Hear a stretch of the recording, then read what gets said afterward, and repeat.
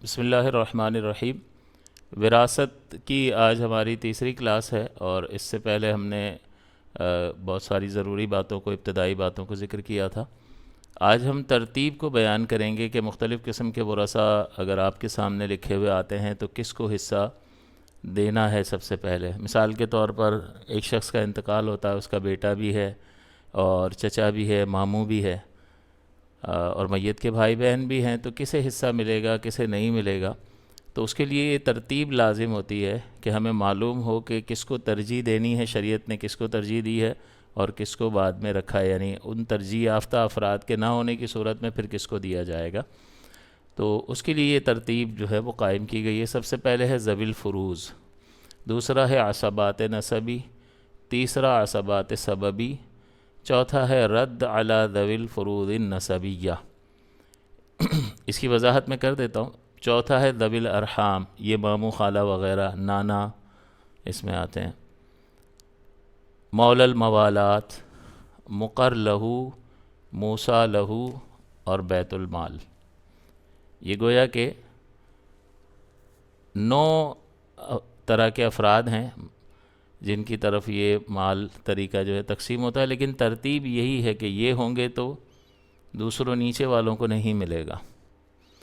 تو اب سب سے پہلے ہمیں یہ جاننا ہے کہ ذوی الفروض کون سے افراد ہیں۔ تو ذوی الفروض کی تفصیل کے لیے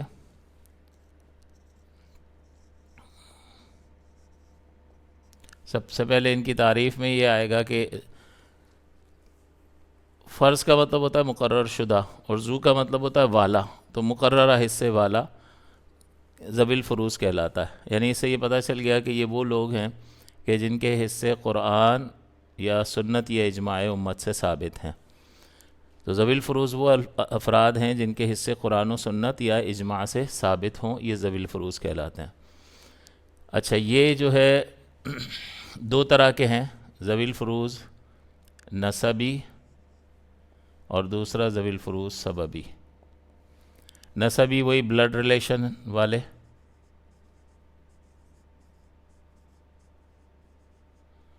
اور سببی جو ہے وہ نکاح کا جو تعلق ہوتا ہے، نکاح کی وجہ سے شوہر بیوی کا اور بیوی شوہر کی وارث بنتی ہے۔ تو یہ بھی ذوی الفروض، اس لیے کہ اللہ تعالیٰ نے شوہر کے حصوں کو بھی بیان فرمایا اور بیوی کے حصوں کو بھی بیان فرمایا، تو یہ مقرر حصوں والا ہو گیا۔ اور یہ کس وجہ سے لے رہا ہے؟ یہ ایک سبب ہے نکاح کا۔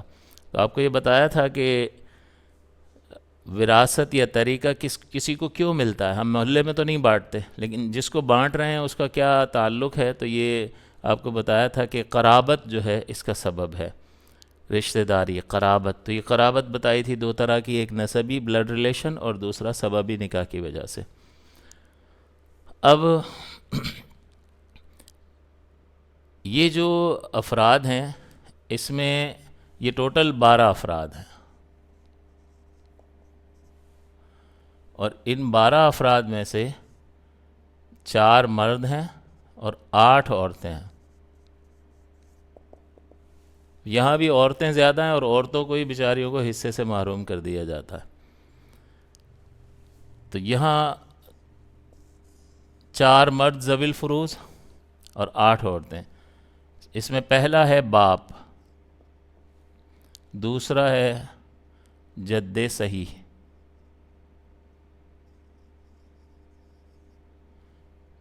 دادا پر دادا اس میں آتے ہیں، جد صحیح سے مراد میں اس کی مزید وضاحت بھی کر دوں گا۔ چوتھا ہے اخیافی بھائی،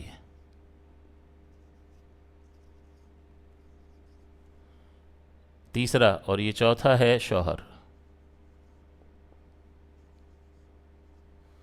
باپ، جد صحیح، اخیافی بھائی اور شوہر، یہ 4 مرد ہیں جو ذوی الفروض میں سے ہیں، یعنی جن کے حصے قرآن و حدیث میں سے ثابت ہیں۔ اور 8 عورتیں ہیں جن میں سب سے پہلی بیوی ہے، پھر بیٹی ہے، پھر تیسرے نمبر پر پوتی ہے، پھر حقیقی بہن ہے،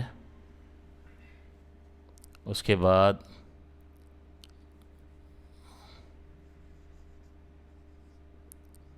اللاتی بہن ہے،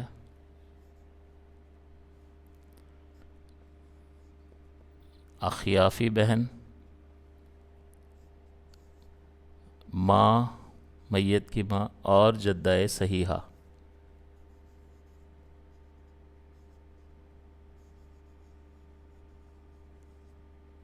نانی دادی اس میں آتی ہے جدہ صحیحہ۔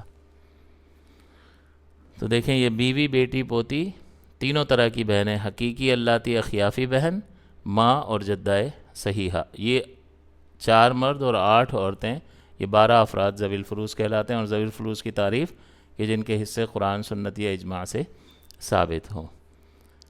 اب اس میں جد صحیح کا مطلب یہ ہوتا ہے کہ یہ وہ مرد ہوتا ہے کہ جس کا میت سے تعلق بننے میں، رشتہ قائم ہونے میں کسی عورت کا واسطہ نہ ہو، مرد کے واسطے سے میت سے تعلق ہو۔ جیسے میت ہے، اس کا باپ ہے اور پھر دادا ہے، تو اب میت کا تعلق جو ہے دادا سے ہے تو صحیح، لیکن باپ کے واسطے سے ہے، مرد کے واسطے سے ہے، تو یہاں پر یہ دادا جو ہے وہ جد صحیح کہلائے گا۔ اسی طرح پردادا، پردادا سے تعلق دادا کے واسطے سے ہے، مرد ہی کے واسطے سے ہے، تو بیچ میں تعلق میں کوئی عورت نہ آتی ہو تو وہ جد صحیح کہلاتا ہے۔ لہٰذا اگر میت ہے، میت کی ماں ہے اور پھر میت کا باپ آ گیا، تو اب میت کا اپنی ماں سے تو تعلق ہے، لیکن میت کے باپ سے ماں کے واسطے سے تعلق ہے، تو بیچ میں عورت آ گئی، لہٰذا یہ جد صحیح نہیں ہے بلکہ جد فاسد کہلاتا ہے، اور حصہ جد صحیح کا بیان ہو رہا ہے۔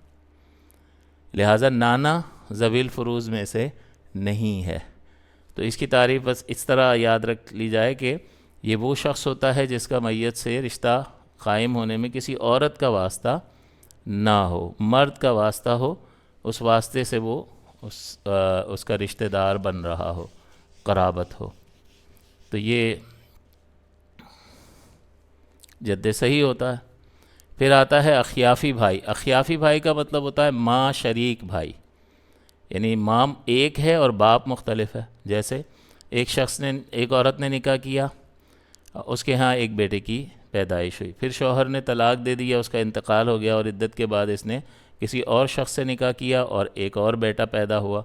اب یہ دونوں جو اس کے عورت کے بیٹے ہیں، اس ماں ایک ہی ہے دونوں کی، لیکن باپ مختلف ہے، تو ماں ایک ہوگی تو یہ کہلائیں گے اخیافی بھائی، تو یہ دونوں آپس میں اخیافی بھائی ہیں۔ حقیقی میں کیا ہوتا ہے؟ ماں اور باپ ایک ہی ہیں۔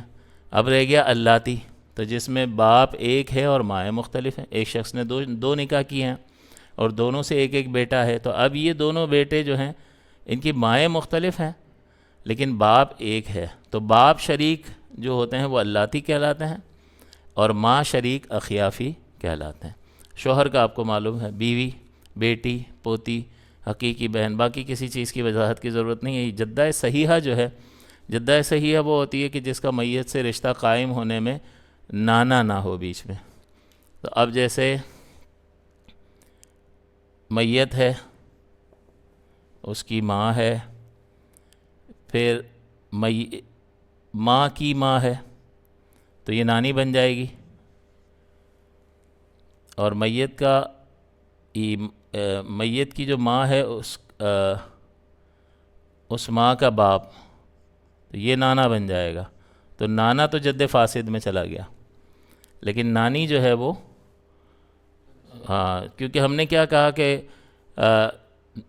جدہ فاسدہ وہ عورت ہوتی ہے کہ میت سے جس کا رشتہ جوڑنے میں نانا نہ آئے، تو ابھی تک تو نانا نہیں آیا، یہ میت کی ماں کے ذریعے سے اس کی والدہ سے رشتہ قائم ہوا ہے، تعلق بنا ہے، تو یہ نانی جدہ صحیحہ میں ہے۔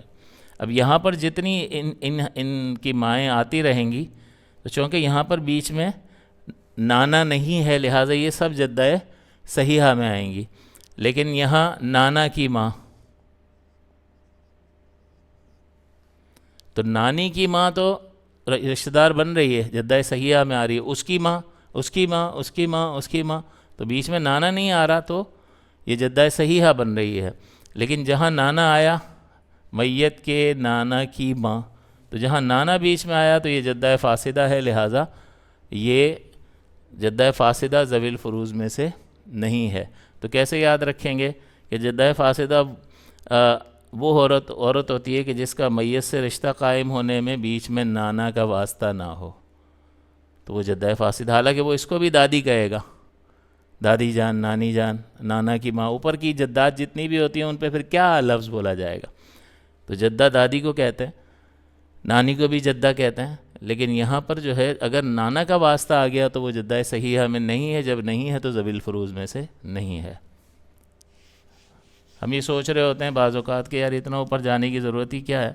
تو یہ پہلے دور میں تو شادیاں بہت جلدی ہو جایا کرتی تھیں اور سبھی زندہ ہوتے تھے، اوپر والے بھی۔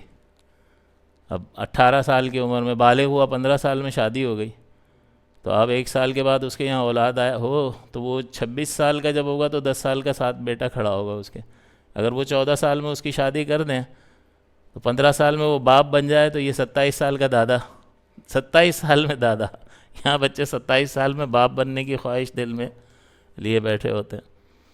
تو یوں اگر دیکھا جائے تو ویسے ہمارے قانون کے اعتبار سے تو اب 18 سال سے کم منع ہے، لیکن شرعی اعتبار سے بالغ کا اگر نکاح کیا، بلکہ اس سے بھی پہلے ہو سکتا ہے نکاح، تو منعقد ہو سکتا ہے۔ تو بہرحال یہ جد صحیح کی ہم نے ڈیفینیشن سن لی، اخیافی بھائی اور اللاتی بہن، اخیافی بھائی بہن، اللاتی بھائی بہن، حقیقی بھائی بہن، باقی تو واضح ہے۔ اب اس میں ایک چیز ہے، اللہ تعالیٰ نے قرآن عظیم میں جو حصے بیان فرمائے ہیں وہ کون کون سے ہیں؟ ان حصوں کو کہا جاتا ہے فروض مقدرہ۔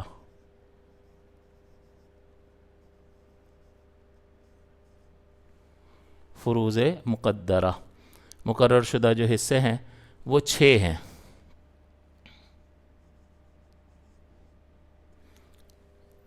پہلا ہے نصف 50%، دوسرا ربع 25%، تیسرا ہے ثمن 12.5%، 12.5%، اور دوسرا جو ہے یعنی یہ 3 حصے ہو گئے، چوتھا حصہ ہے ثلثان، یہ 2/3 کہلاتا ہے، 66.66%۔ پانچواں ہے ثلث، 33.33%۔ چھٹا ہے سدس، 16.66%۔ یہ 6 حصے اللہ تعالیٰ نے قرآن عظیم میں بیان فرمائے ہیں، مقرر شدہ ہیں۔ کسی کے لیے فرمایا اس کو نصف دے دو، اس کو ربع دے دو، اس کا حصہ ثمن ہے، کسی کا نصف فرمایا، کسی کا ثلثان، کسی کا ثلث اور سدس۔ تو اللہ تعالیٰ نے قرآن عظیم میں حصے ذکر فرمائے، تو یہ 6 کے 6 قرآن عظیم میں ذکر کردہ ہیں۔ اب یہ جو میں نے علیحدہ علیحدہ 2 کیٹیگریز میں لکھے، کیوں 3 الگ کیے، کیوں 3 الگ؟ تو اللہ تعالیٰ نے اس طرح سے علیحدہ نہیں فرمایا، بلکہ فقہا نے غور کیا کہ ان میں کوئی آپس میں ایک ریلیشن ہے، اس ریلیشن کی بنا پر 3 کو ایک ساتھ کر دیا اور 3 کو ایک ساتھ کر دیا۔ اس کو نوع اول کہا جاتا ہے اور اس کو نوع ثانی کہا جاتا ہے۔ دونوں میں 3 حصے آ جاتے ہیں۔ کس بنیاد پہ تقسیم کی؟ کہ ان میں تضعیف و تنصیف کی نسبت ہے، یعنی مطلب یہ ہے کہ یہ 12.5 کو ڈبل کریں گے تو 25 بن جائے گا، 25 کو ڈبل کریں گے 50 بن جائے گا۔ اس کو کہتے ہیں تضعیف، کہ نیچے والے کو دگنا کرو۔ تضعیف ضعف سے نکلا ہے، ضعف کا مطلب ہوتا ہے دگنا کرنا۔ تو جب آپ اس کو دگنا کرو گے تو یہ بن جائے گا، اس کو دگنا کرو گے تو یہ بن جائے گا۔ تو نیچے سے آپ دیکھیں گے تو آپ کہیں گے ان حصوں میں تضعیف کی نسبت ہے، کہ سب سے نیچے والے کو آپ ضعف کرو، دگنا کرو تو یہ بنے گا، اس کو ڈبل کرو تو یہ بن جائے گا۔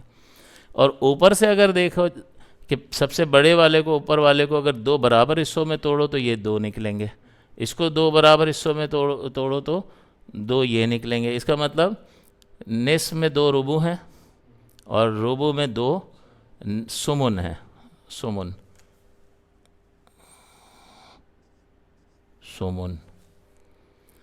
اس کو پھر جب اوپر سے دیکھتے ہیں ہم کہتے ہیں تنصیف کی نسبت ہے، یعنی اوپر والے کو نصف نصف آدھا آدھا کرتے چلے جاؤ تو نیچے والا حصہ بنتا چلا جائے گا، نیچے والے کو ڈبل کرو تو اوپر والا بنتا چلا جائے گا، اوپر والے کو آدھا آدھا توڑو تو نیچے والا. تو یہ تضعیف و تنصیف کی نسبت. تو ان تینوں میں تضعیف و تنصیف کی نسبت تھی، تو ان کو الگ کر کے ان تینوں کو نوع اول کا نام دے دیا. اور ان میں بھی اسی طرح تضعیف و تنصیف کی نسبت ہے کہ سدس سب سے چھوٹا ہے، 16.66 کو ڈبل کریں گے تو 33.33% بن جائے گا، اس کو ڈبل کریں گے تو 66 ہاں یہ 1/3 ہو گیا اور یہ 1/6 ہو گیا. تو 16.66 اس کو ڈبل کریں گے یہ بن جائے گا، اس کو ڈبل کریں گے یہ بن جائے گا. تو جب ہم نیچے سے جا رہے ہیں دگنا کر رہے ہیں تو یہ بن رہا ہے، تو اس کا مطلب نیچے سے جب دیکھ رہے ہیں چھوٹے کو ڈبل کر رہے ہیں تو تضعیف کی نسبت ہے، اور اوپر سے جب آ رہے ہیں اور اوپر والے کو 2 برابر حصوں میں تقسیم کر رہے ہیں تو یہ نکل رہا ہے، اس کو توڑ رہے ہیں 2 برابر حصوں میں تو یہ نکل رہا ہے. تو یہ تضعیف و تنصیف کی نسبت ان 3 حصوں میں اور ان 3 حصوں میں بھی اسی طرح سے ہے. تو اس بنیاد پر جو ہے تو یہ اللہ تعالیٰ نے 6 حصے بیان کیے، نصف، ربع، ثمن، ثلثان، ثلث اور سدس. اور ان کو فقہا نے جو ہے ان کے درمیان نسبت کی بنیاد پر 2 انواع میں تقسیم کر دیا، اور وہ نسبت کہلاتی ہے تضعیف اور تنصیف کی نسبت.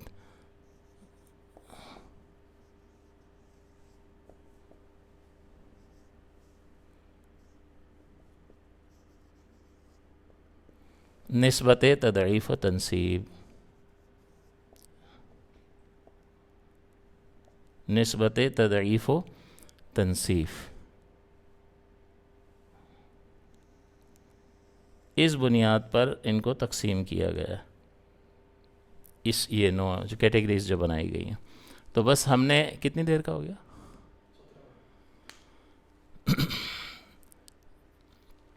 تو یہ فروض مقدرہ آپ کو بتا دی کہ 6 حصے ہیں اور ان میں تضعیف و تنصیف کی نسبت ہے. اب ہم دوبارہ اس سے پہلے کہ احوال ذکر کریں کہ باپ کو کیا کیا حصے ملتے ہیں، ہم یہ سمجھ لیتے ہیں یہاں تک کہ عصبات کسے کہتے ہیں. عصبات کا مطلب ہوتا ہے، ویسے تو اس کا مطلب ہوتا ہے پٹھے، جو جسم میں پٹھے ہوتے ہیں نا اس کو عصبہ کہتے ہیں لغوی اعتبار سے. لیکن یہ میت کے مرد رشتہ دار ہوتے ہیں، قریبی رشتہ دار، ان کو عصبات کہا جاتا ہے. اور یہ وہ لوگ ہوتے ہیں کہ ذوی الفروض کو آپ نے سب سے پہلے دینا ہے. ذوی الفروض کو دینے کے بعد اگر کچھ بچ جائے تو باقی مال کے حقدار عصبات ہوتے ہیں، اور اگر ذوی الفروض ہوں ہی نہ تو کل مال کے حقدار عصبات ہوتے ہیں. تو سب سے پہلے تو ذوی الفروض ہی کو ترتیب میں 1 نمبر پہ رکھا ہے، کیونکہ اللہ تعالیٰ نے قرآن عظیم میں ان کے یہ حصے بیان فرما دیے، فروض مقدرہ. اگر یہ ہوں گے تو عصبات کو بچا ہوا مال ملے گا، اور اگر یہ نہیں ہوں گے تو عصبات کو کل مال مل جائے گا. اس کا مطلب اس اعتبار سے دیکھیں تو تعریف کیا بنے گی کہ عصبات وہ لوگ ہوتے ہیں، وہ رشتہ دار ہیں کہ ذوی الفروض کی موجودگی میں بچے ہوئے مال کو اور ذوی الفروض کی عدم موجودگی میں کل مال کے حقدار ہوتے ہیں. ذوی الفروض کی موجودگی میں بچے ہوئے مال کے اور ذوی الفروض نہ ہوں تو کل مال کے حقدار جو افراد ہوتے ہیں ان کو کہا جاتا ہے عصبات. پھر مزید اس کی آگے تقسیم ہوتی ہے، عصبہ بنفسہ، عصبہ بالغیر، عصبہ مع الغیر. جب ہم عصبات کا سبق پڑھیں گے تو انشاءاللہ اس وقت اس کی تفصیل بیان کریں گے، لیکن اس وقت فقط اتنی حد تک کافی ہے. تیسرا جو ہے عصبات سببی. عصبات سببی جو ہیں یہ اب کے دور کے اعتبار سے obsolete ہو گیا، ختم ہو گیا، کیونکہ اس کا تعلق غلاموں کے ساتھ ہے کہ ایک شخص جو ہے، ایک غلام کا انتقال ہو گیا، اب اس کا طریقہ، یعنی اس کے پاس اگر کچھ ہے، یہ تو غلام، سوال یہ پیدا ہوتا ہے غلام کا تو جو بھی ہوتا ہے آقا کا ہو جاتا ہے، تو اس کے پاس کچھ ہو ہی نہیں سکتا. یہ یوں ہے کہ ایک شخص غلام تھا، اس کے آقا نے اس کو آزاد کر دیا. اب جب آزاد ہو گیا تو ظاہر ہے کہ اس کے پاس اب جو کچھ بھی ہوگا اس کا اپنا ہوگا. اب اس کا انتقال ہو رہا ہے اس آزاد کردہ غلام کا. تو سب سے پہلے اس کے ذوی الفروض کو دیکھیں گے، اس کے عصبات نسبی کو دیکھیں گے، لیکن اس کا کوئی بھی رشتہ دار یہ ان دونوں میں سے نہیں ہے. تو پھر وہ آقا جس نے اس کو آزاد کیا تھا وہ آقا اسبہ بن کر اس کے مال کا حقدار ہوگا. اگر وہ نہیں ہے تو پھر اس کے بیٹے بن جائیں گے. لہٰذا اس چونکہ یہ اب ہے نہیں آج کل کے دور کے اعتبار سے، لہٰذا مزید اس تفصیل میں جانے کی ضرورت نہیں ہے. اس کو مولا العتاقہ کہتے ہیں کہ آزاد کردہ غلام کا آقا. تو اس میں بھی دیکھتے ہیں کہ آزاد کردہ غلام کے یہ رشتہ دار اگر نہیں ہیں تو پھر تیسرے نمبر پر یہ آتا ہے. تو ہم اکثر ذکر کرتے ہوئے اس کو تو اب چھوڑ ہی دیتے ہیں، لیکن چونکہ ہمارا یہ ریکارڈ ہو رہا ہے تو لہٰذا ترتیب وار جو آج کے دور کے اعتبار سے نہیں بھی ہے اس کو ذکر کر دیا. پھر ہے چوتھے نمبر پر رد علی ذوی الفروض النسبیہ، کہ فرض کر لیں کہ بھئی ذوی الفروض ہیں اور عصبات ہیں تو یہیں ختم ہو جائے گا مال. وجہ اس کی یہ ہے کہ ان کو دیا اور پھر جو بچ گیا یہاں انہوں نے لے لیا، تو اب تو یہیں نمٹ گیا سب کچھ. لیکن اگر یہ نہیں ہوں گے اور مال بچ رہا ہوگا تو پھر کہاں کریں، کس کو دیں؟ تو پھر ذوی الفروض نسبیہ کی طرف لوٹے گا. اس کو کہتے ہیں رد. رد کا مطلب ہوتا ہے پلٹنا، لوٹانا. تب کس چیز کو لوٹا رہے ہیں؟ جو بقیہ مال ہے عصبہ ہوتے تو ان کو ملتا، وہ نہیں ہے لہٰذا رد ہوگا، لوٹے گا. کس کی طرف لوٹے گا؟ ان لوگوں کی طرف. کیا سب کی طرف لوٹے گا؟ نہیں. ذوی الفروض دو طرح کے بتائے تھے، نسبی اور سببی. سببی کو نہیں ملے گا، یعنی شوہر اور بیوی کی طرف رد نہیں ہوتا، بلکہ جو بلڈ ریلیشن والے ذوی الفروض ہیں ان کی طرف رد ہوگا. اسی لیے آگے یہ نسبیہ کی قید لگا دی. ورنہ اتنا ہوتا اگر سب کی طرف لوٹتا نا، 12 کے 12 افراد کی طرف، تو رد ہوتا بھی نہیں ہے. وہ میں بتا دوں گا کیوں نہیں ہوتا. لیکن جن کی طرف ہوتا اس میں میاں بیوی بھی شامل ہوتے تو پھر اتنا کافی تھا کہ ذوی الفروض کی طرف پلٹ آتا ہے. لیکن یہاں سارے ذوی الفروض کو نہیں دینا ہے، اس میں نکالنا ہے، اس کو سببی کو نکالنا ہے. تو یہاں نسبی کی طرف نسبی لکھ دیا کہ لوٹانا ہے ذوی الفروض نسبی پر. تو یہ رد کوئی رشتہ دار نہیں ہے، بلکہ رد جو ہے بقیہ مال کو عصبات کے نہ ہونے کی صورت میں ذوی الفروض کو دینا، نسبی کو اس طرف لوٹانا، یہ رد کہلاتا. پھر پانچویں قسم کے رشتہ دار آتے ہیں ذوی الارحام. ذوی الارحام یہ ذوی الفروض اور عصبات کے علاوہ جتنے رشتہ دار ہوتے ہیں وہ ہوتے ہیں. عصبات کی وضاحت کے ساتھ ہی انشاءاللہ یہ واضح ہو جائے گا کہ یہ کون لوگ ہیں. تو اگلے درس میں انشاءاللہ ہم عصبات کے سبق کو بھی لے لیں گے تاکہ ذوی الارحام کا چیپٹر بھی سمجھ میں آ جائے کہ ذوی الفروض تو ہمیں پتہ چل گیا یہ 12 ہیں، اور عصبات کی تفصیل سے وہ رشتہ دار بھی معلوم ہو جائیں گے.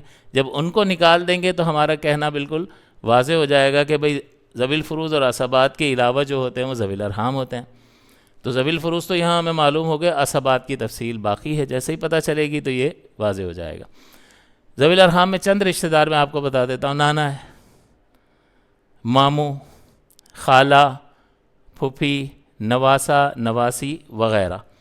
اب دیکھیں یہ ان میں سے نہیں ہے، تو اس کا مطلب اس کی باری کب آ رہی ہے؟ نانا کی، ماموں کی، خالہ کی اور نواسے نواسی کی، جب ذوی الفروض بھی نہیں ہے، عصبات بھی نہیں ہے. جب یہ ہے ہی نہیں تو رد کی نوبت ہی نہیں آئے گی پھر ان کی. تو اس کا مطلب ذوی الفروض اور عصبات نہیں ہوں گے تو پھر ذوی الارحام کی باری آئے گی. اس کا مطلب یہ ہوا کہ اگر مثال کے طور پر کسی شخص کا انتقال ہوا اور اس کے ورثہ میں باپ ہے اور اس میت کی بیوی ہے، تو اب دیکھیں باپ بھی ذوی الفروض میں سے ہے یا نہیں ہے، اور بیوی بھی ذوی الفروض میں سے ہے. تو اب ذوی الفروض میں سے، اور یہاں باپ عصبہ بھی بن رہا ہے، وہ کس وجہ سے میں آپ کو بتا دوں گا. تو اب مسئلہ یہ کہ یہاں سب مال ختم ہو گیا. اب اگر آپ فرض کریں کہ یہاں نواسا بھی ہو میت کا، تو سوال پیدا ہوتا ہے نواسے کو دینا ہے یا نہیں دینا. تو دیکھو ذوی الفروض اور عصبات کو پہلے دینا، یہ دو یہاں پر موجود ہیں، لہذا نواسا محجوب ہوگا. یہ تو وہ 5ویں نمبر پہ جا کر آ رہا ہے. تو 5ویں میں سے چلو اس کو نکال دیں اور اس کو بھی نکال دیں، تب بھی یہ تیسرے نمبر پر آ رہا ہے. اگر یہ دو نہ ہوتے تو اس کی باری آتی. تو یہ ذوی الفروض اور عصبات میں سے موجود ہیں، لہٰذا نواسا تو ذوی الارحام میں سے ہے، لہٰذا نواسا محجوب ہو جائے گا. محجوب کا حجب کا سبق ہم نے پچھلی کلاس میں اس کو کور کیا تھا کہ کسی قریبی رشتہ دار کی وجہ سے دور والے کا حصہ یا تو کم ہو جائے یا ختم ہو جائے، اس کو حجب کہتے ہیں. تو ذوی الارحام جو ہے عصبات اور ذوی الفروض کے علاوہ رشتہ داروں کو کہتے ہیں. اور جب یہ ہوں گے تو پھر یہاں مال دینے کی نوبت نہیں آئے گی۔ باقی جو ہے مول الموالات، مقر لہو، موسیٰ لہو، بیت المال، یہ ابھی ہم باقی رکھتے ہیں کیونکہ اس کی تفصیل میں ابھی جانے کی ضرورت نہیں ہے انشاءاللہ۔ پھر اگلے دروس میں جب ضرورت پڑے گی تو اس کی ہم وضاحت تو کر ہی دیں گے تاکہ ایک ہمارا سبق مکمل ہو جائے، بلکہ ہم اگلی ہی کلاس میں اس کو جب سیکوینس کے ساتھ لے کر چل رہے ہیں تو اس کی وضاحت کرتے ہوئے آگے بڑھ جائیں گے۔ احوال ذوی الفروض، احوال حال کی جمع ہے، اور یہاں پر بتانا یہ مقصد ہے کہ باپ کو کن کن رشتہ داروں کی موجودگی میں کیا کیا حصہ ملتا ہے، کیونکہ رشتہ دار بدلتے ہیں تو حالتیں بدلتی ہیں، حصہ تبدیل ہو رہا ہوتا ہے۔ کسی کے نہ ہونے کی وجہ سے بہت زیادہ مل جاتا ہے، کسی کے ہونے کی وجہ سے ریڈیوس ہو جاتا ہے۔ تو یہ افراد کے ہونے کی وجہ سے جو یہ حالتیں بدل رہی ہیں تو اس حالتوں کو لکھ دیا کہ جمع کے احوال کیا ہیں۔ مختلف قسم کی سچویشنز آئیں گی تو اس میں باپ کا حصہ ایک جیسا نہیں ہوگا۔ تو اب سب سے پہلا باپ کے 3 احوال ہیں۔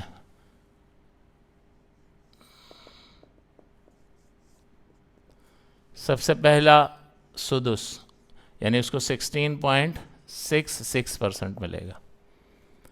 دوسرا ہے اس کو سدس بھی ملے گا، اور اگر کچھ بچ گیا تو یہ عصبہ کے طور پر باقی بھی لے لے گا۔ اور تیسرا ہے فقط عصبہ، جس کو کہتے ہیں تعصیب محض، صرف عصبہ بن کے مال لے گا۔ ایک اور بات جو سمجھنے کی ہے کہ باپ کے احوال پر جو تبدیلی یہ ہو رہی ہے نا، کبھی سدس مل رہا ہے، کبھی سدس اور عصبہ بن رہا ہے، اور کبھی فقط عصبہ کے طور پر، تو یہ حال تو بدل رہے ہیں، 3 حالتیں ہیں اس کی، تو کسی رشتہ دار کے آنے جانے کی وجہ سے ہی ہو رہا ہے۔ تو وہ کون سے رشتہ دار ہیں کہ جن کی وجہ سے باپ کے احوال پہ فرق پڑتا ہے؟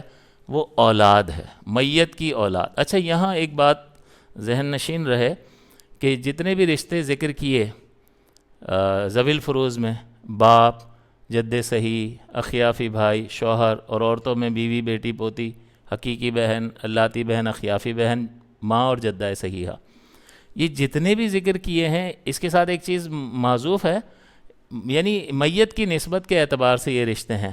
باپ کہہ رہے ہیں تو اس کا مطلب میت کا باپ، میت کا شوہر، میت کا اخیافی بھائی، میت کا دادا، اسی طرح میت کی بیوی، میت کی بیٹی، میت کی پوتی۔ تو یہاں جو لکھا ہوا ہے باپ، تو صرف باپ لکھ دیا، لیکن کیا مطلب ہے یہاں؟ میت کا باپ۔ تو یہ جتنے بھی رشتے آئیں گے اس میں میت کا ہونا جو ہے وہ ظاہر ہے پوشیدہ ہوگا کہ میت سے رشتہ داری ہے، تبھی تو اس کو حصہ مل رہا ہے۔ تو اب دیکھیں، اولاد جو ہے نا، اس کی وجہ سے باپ کے احوال پر فرق پڑتا ہے، اس کے ہونے نہ ہونے کی وجہ سے۔ تو اگر باپ کو سدس ملے گا اگر مذکر اولاد میں سے کوئی ہو، جیسے بیٹا ہو گیا، میت کا پوتا ہو گیا، پر پوتا ہو گیا، یا اس سے بھی نیچے تک کوئی مذکر اولاد میت کی ہوگی تو باپ کو وہ چھٹے حصے پہ روک دے گی۔ سدس ملے گا 16.66%۔ تو اولاد سے فرق پڑ رہا ہے یا نہیں؟ سب سے کم حصے پہ اس کو روکا جا رہا ہے۔ یہاں پر مذکر اولاد کا ذکر ہوا، مؤنث کا ذکر نہیں ہوا۔ تو اب اگلی سچویشن میں مؤنث کا ذکر ہوگا کہ اگر مؤنث اولاد ہو،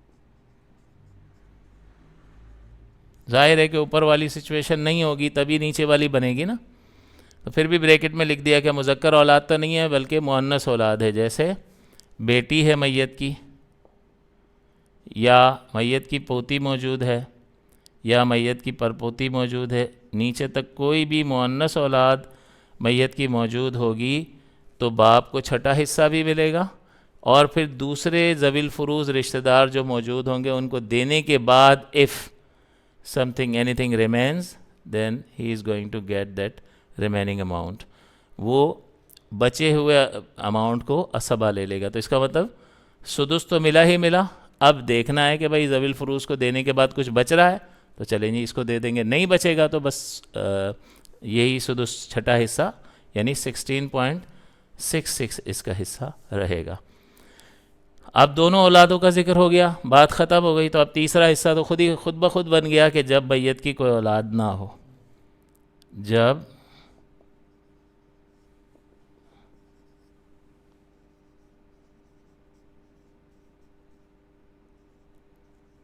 نہ مذکر نہ مؤنث اولاد نہیں ہے تو عصبہ بنے گا, اور عصبہ بن کر ذوی الفروض وہاں جو ہوں گے ان کو دینے کے بعد کل مال کا, بچے ہوئے مال کا حقدار ہوگا. اور اگر ذوی الفروض ہیں ہی نہیں تو کل مال کا حقدار ہوگا. جیسے اگر میں آپ کو یہاں سمجھاؤں, ایک مثال ہم نے ابھی لکھی تھی کہ ایک شخص کا زید کا انتقال ہوا, اس کا باپ زندہ ہے اور اس کی بیوی ہے, کوئی اولاد وغیرہ اس کی نہیں ہے. تو ابھی بیوی کے احوال تو آپ کو نہیں پڑھا ہے. اب دیکھیں یہ دونوں جو ہیں وہ ذوی الفروض میں سے ہیں یا نہیں ہیں؟ باپ بھی ذوی الفروض میں سے ہے اور بیوی بھی ذوی الفروض میں سے ہے. تو یہاں باپ کو حصہ دینا ہے ہمیں, تو ہم یا تو اس کو سدس دیں گے یا سدس دیں گے اور عصبہ بھی بنائیں گے, یا فقط عصبہ بنائیں گے. تو یہاں پر اس مثال میں میت کی کوئی اولاد ہے ہی نہیں, تو جب اولاد نہیں ہے تو اولاد سے ہی اس کے حصے پر فرق پڑنا تھا, لہٰذا سدس بھی نکل گیا اور سدس پلس عصبہ بھی نکل گیا, تو رہ کیا گیا؟ تو یہ عصبہ بنے گا. یعنی یہاں پر دوسرے جو ذوی الفروض ہیں بیوی, اس کو دینے کے بعد جو کچھ بھی بچے گا he is going to get that remaining amount, وہ لے لے گا وہ. اب یہاں ابھی آپ کو نہیں بتایا میں نے, بیوی کے جب حصے ہوں گے تو پتہ چل جائے گا. اس کو بیوی اگر میت کی اولاد نہ ہو تو بیوی کو زیادہ حصہ ملتا ہے, ربع یعنی 25%, اور اگر اولاد ہو تو سمن ملتا ہے 12.5%. تو چونکہ یہاں پر میت کی اولاد نہیں ہے لہٰذا بیوی کو ربع ملا. تو ایک ہی ذوی الفروض ہے, اس کو 25% دے دیا, باقی کیا بچا؟ تو ذوی الفروض کو دینے کے بعد بچے ہوئے مال کا حقدار عصبہ کہلاتا ہے, جیسا کہ میں نے آپ کو بتا دیا. اور اگر بالفرض بیوی بھی نہ ہوتی, آپ کہتے ہیں زید کا انتقال ہوا, صرف اس کا باپ ہے, نہ ماں ہے اور کوئی بھی نہیں ہے, بیوی نہیں ہے, اولاد نہیں ہے, تو باپ عصبہ بن کر کل مال لے لے گا کہ اب ذوی الفروض ہے ہی نہیں. تو ذوی الفروض کو دینے کے بعد بچے ہوئے مال کو لینے والا عصبہ کہلاتا ہے, یا ذوی الفروض کی عدم موجودگی میں کل مال کا حقدار عصبہ کہلاتا ہے. آ رہی بات سمجھ میں؟ اتنا کوئی زیادہ مشکل نہیں ہے. یوں ہی اگر ہم پھر مثال لیں کہ زید کا انتقال ہوا, اس کا باپ ہے اور اس کا ایک بیٹا ہے, زید کا ایک بیٹا ہے, بیوی وغیرہ نہیں ہے اور کوئی بھی نہیں ہے اس کا. تو اب دیکھیں باپ کو کیا ملے گا. تو باپ کے لیے ہم دیکھیں گے اولاد متاثر کرتی ہے, اس کو اولاد ہے یا نہیں ہے, یہاں اولاد موجود ہے اور مذکر اولاد موجود ہے. تو اگر مذکر اولاد ہو تو باپ کو چھٹے حصے پر روکے گی, اس کو سدس ملے گا اور بیٹا عصبہ بن جائے گا. کیونکہ آپ دیکھیں غور کریں کہ جو ذوی الفروض 12 افراد تھے, ان کا جو ذکر ہم نے کیا تھا ذوی الفروض 12 افراد کا, اس میں 10 افراد نسبی تھے اور 2 سببی تھے, شوہر بیوی سببی تھے نکاح کی وجہ سے, اور باقی بلڈ ریلیشن تھا. اور جو 4 مرد تھے ان 4 مردوں میں بیٹے کا نام تھا کیا؟ نہیں تھا. باپ, جد صحیح, شوہر اور اخیافی بھائی, لہٰذا وہاں ذوی الفروض میں نہیں تھا لیکن عصبات میں بیٹا ہے. تو اس کا مطلب بیٹا بطور عصبہ باقی حصہ لے لے گا. تو اب یہاں پر 16.66 تو باپ کو مل گیا اور باقی 83.33 غالباً اس کو مل جائے گا. تو یہ 100% تقسیم ہو گیا, یعنی ہر 100 میں سے 16.66 روپے باپ کو اور 83.33 روپے جو ہے وہ بیٹے کو مل جائیں گے. اس کا مزید حل کرنے کا دوسرا طریقہ بھی ہوتا ہے, لیکن ابھی میں بالکل سمپل کر کے اسٹیپ بائی اسٹیپ ہم جہاں تک پہنچے ہیں اس اعتبار سے میں آپ کو سمجھا رہا ہوں. ورنہ یہاں پر ایک نمبر لکھا جاتا ہے, اس کو کہتے ہیں بھئی اتنے ٹکڑے ہوں گے جائیداد کے, جس کو اصطلاح میں یعنی اس ٹرمینولوجی میں کہتے ہیں تخریج مسئلہ اس سے ہوگا. تو یہاں پر گویا کہ تخریج مسئلہ 6 سے ہوگا, 6 میں سے 1 اس کو دے دیں گے اور 5 اس کو دے دیں گے. تو یہ ابھی میں نے سکھایا نہیں ہے, لہٰذا اس کو ابھی ذکر نہیں کیا, اور اس کے ذریعے سے میں نے آپ کو آسان طریقے سے حل کر کے بتا دیا. جب وہ بھی شامل ہو جائے گا سبق میں, تخریج مسئلہ کا بیان, وہ سبق جب ہم کر لیں گے تو پھر انشاءاللہ اس طریقے سے بھی ہم آگے چلیں گے. مزید اگر ہم ایک اور مثال اس کی لیں اور حل کریں اس کو تو انشاءاللہ آسانی سے حل کر سکتے ہیں، اور وہ یہ ہے کہ اگر میت کا باپ موجود ہو، اس کی ایک بیٹی ہو اور میت کی بیوی بھی ہو. اب دیکھیں باپ کو حصہ دینا ہے تو باپ کو کون افیکٹ کرتا ہے؟ اولاد. اولاد یہاں مثال میں ہے یا نہیں ہے، اور مؤنث اولاد ہے. تو یہاں تھا کہ اگر مؤنث اولاد ہو تو یہ سدس بھی لیتا ہے، اور اگر بچ گیا تو عصبہ بھی بنے گا، تو چھٹا حصہ بھی اس کو ملے گا، اور عین لکھتا ہوں عصبہ کی علامت کے لیے. 16.66 تو فکس ہے اس کا، وہ کہیں نہیں جاتا. یہ بچنے کی صورت میں. اب یہ آپ کو میں نے بتایا نہیں ہے، یہ اب جب ہم بیٹی کے حصے پڑھ لیں گے تو پتہ چل جائے گا. ایک بیٹی ہوتی ہے تو نصف ملتا ہے، اور بیوی کا بھی بتا دیا کہ میت کی اگر اولاد ہے تو بیوی کو سمن ملے گا 8واں حصہ.